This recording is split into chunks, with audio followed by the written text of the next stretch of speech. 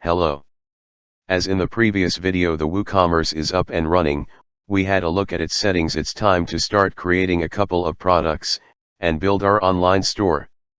WooCommerce offers several possibilities to create your product catalog. In this video, we'll stick to the basics. Firstly, when setting up your product catalog, it often makes sense to create categories for your products, even if you have not so many products. Using a clear category structure makes it easier for your visitors to navigate and search your store. For now, we'll just set up our category structure. To create categories, perform the following steps.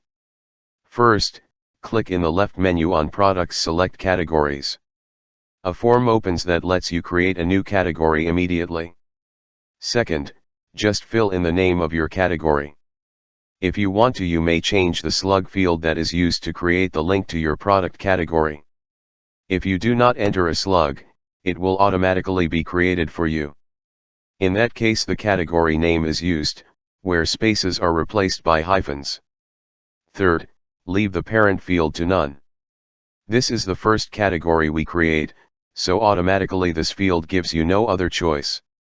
4. You may use the description for your own purposes. There are themes that actively use the description of the category, but that isn't always the case.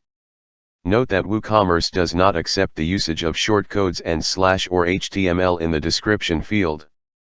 5. It's possible to add a thumbnail image to your category as well. Also in here, it depends on the WordPress theme whether or not this image is used on the product category page. If your theme doesn't show them, more experienced users can change the theme code to add them.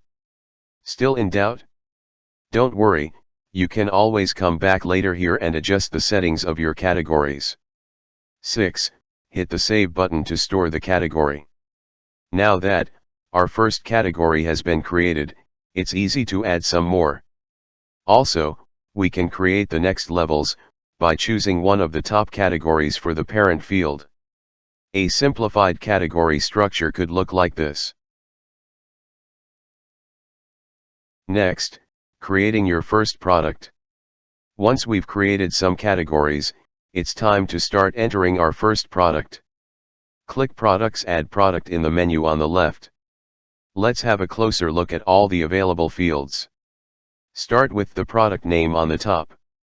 Make sure to use important keywords in this field.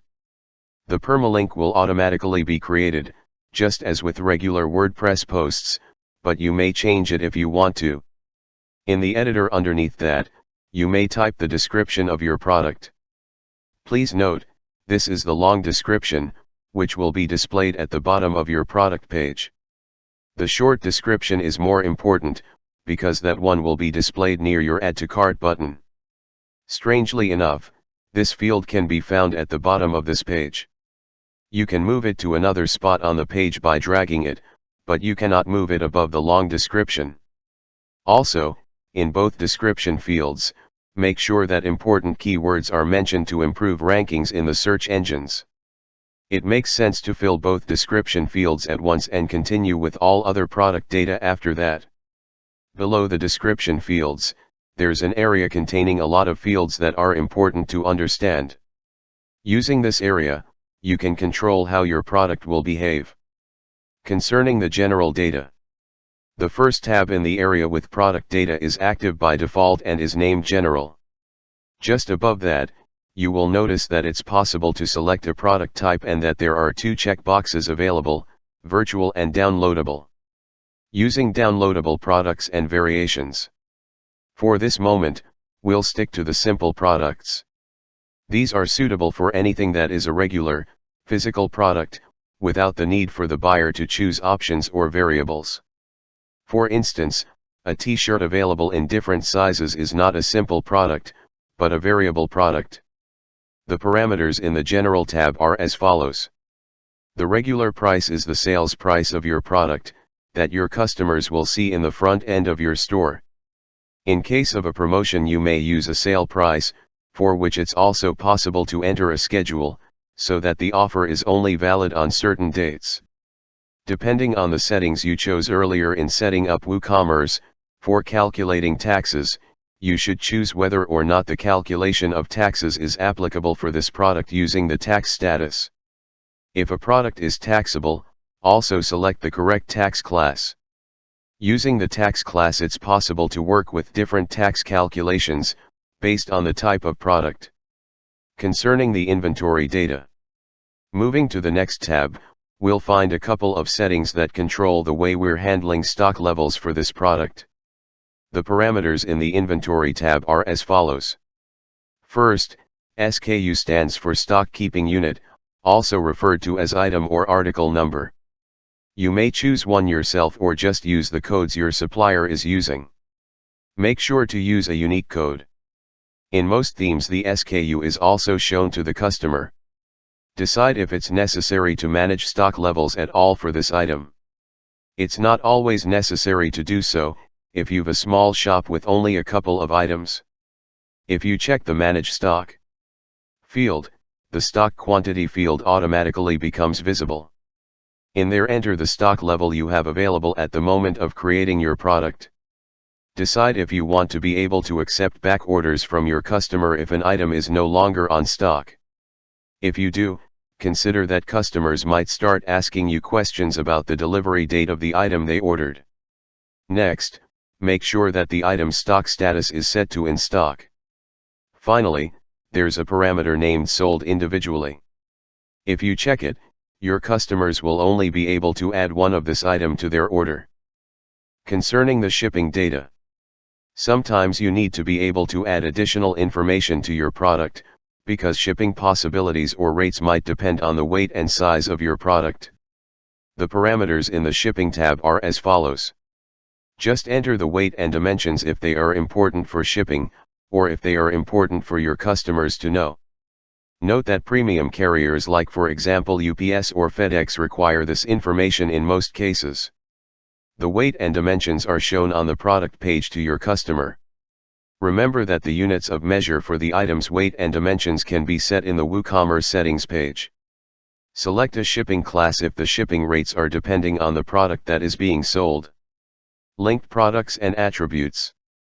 Since this is our first product, we can skip the linked products and attributes tabs for this moment. We'll use those later on. We'll be using attributes a lot during the next chapter, when we'll be discussing more complex product types. The usage of attributes often even makes sense for simple products. Attributes offer a way to store structured product data in a way that it can be used for searching and filtering products. Instead of entering, for instance, the fabric as text, we could create an attribute for it. Using that method will give more possibilities to your customers to filter your product catalog. Besides that, the attributes will be shown to the customer in the front end on the product page, in the More Information tab. Concerning the advanced data. There are a few interesting fields in the Advanced tab. The purchase note will be included in any order for this product. It will also appear on the order receipt email your customer will receive. Using the menu order, you can influence the way your products are ordered. Note that this function depends on the settings in the Setting Up WooCommerce. If the default product sorting field in your WooCommerce settings has been set to default sorting, the menu order field becomes active. You can enter any numeric value into this field, where the product with the lowest value will be displayed first on your shop page. Make sure that the Enable Reviews field is checked.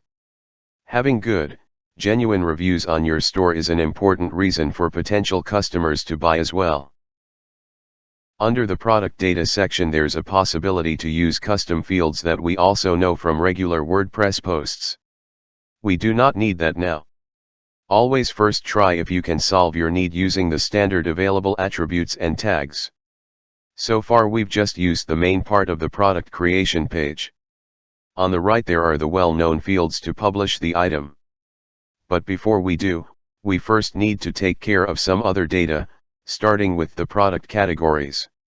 Just as with any regular WordPress post, just click the categories your product belongs to. Note that it's possible to select more than one category. Next, set the product tags by entering them in the field and just press enter. Don't use too many tags per product, stick to using a few. Having too many tags might lead to duplicate content, because the chance of having multiple pages with the same content increases in that case. Below the product tags, there are two areas that allow you to add two of images to your product, the product gallery and the featured image. The first and most important image is the featured image. Just add that by clicking on the link Set Featured Image. This will open your media library, just like you are used to from creating WordPress posts or pages. We finished the most important steps for our product and can publish it on the top right by clicking the button Publish.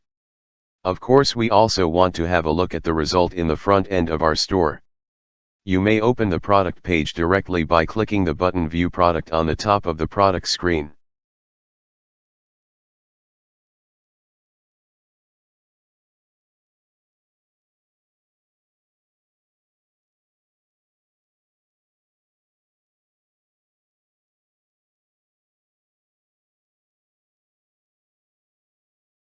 When publishing our product, there are some more options that we can use to influence the behavior of WooCommerce for this product. First, navigate back to your product and edit it. On the top right we see several default WordPress fields that we already know from regular posts like status, visibility, and published on. The behavior of these fields is exactly the same as for a regular WordPress post and gives you the possibility to control if and when a product becomes visible. Next, click on the edit link near Catalog Visibility. The default value, catalog/search, will have as result that your product is shown on the shop and category pages. Your product will be shown in the search result if a visitor is searching for it. The other possibilities are catalog.